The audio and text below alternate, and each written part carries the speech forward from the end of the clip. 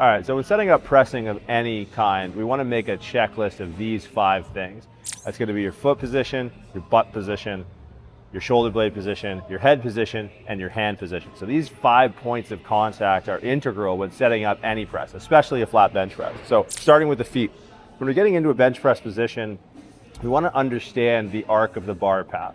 You'll notice bench pressers with a straighter bar path have their feet tucked way, way, way back behind them. This is going to allow that bar to press right off the chest and straight towards the ceiling with no J-shaped bar path or inclination. You notice those, as they bring their feet out further, tend to have more of this arc of the J shape. So be mindful of how your foot position dictates your bar path. So that's step number 1. Step number 2 is the position of your butt.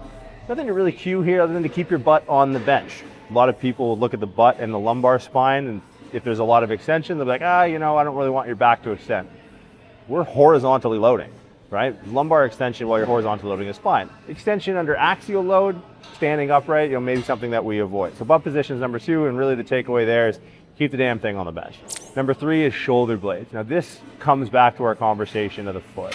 Shoulder blades should always have tension coming from the leg. So your leg driving into your upper back. Now, depending on your foot position, will depend on how you feel that intention of the shoulder blades driving into the bench.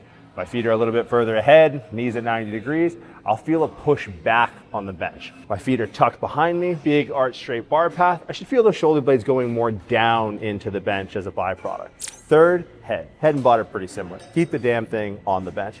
You'll get into the habit of tucking their chin down, especially if you have a big arch. That could be some strain on the cervical spine, and also shows usually a compensation and a lack of internal rotation at the shoulder. So head, butt, keep on the bench. And lastly, grip position. Right? So where do the hands go on the bar? Wider the grip, usually tend to a straighter bar path. Narrower the grip, the more you sort of fall into that J-shaped arc. Right? So the idea is to take this inventory and make sure all of these points are aligned. Does your feet match your grip width, match your leg drive intention into the shoulder blades, match your bar path? Right? So we want to make sure that we kind of audit through these 5 points the most effective way to press given all of the component parts of any press, let alone barbell bench press.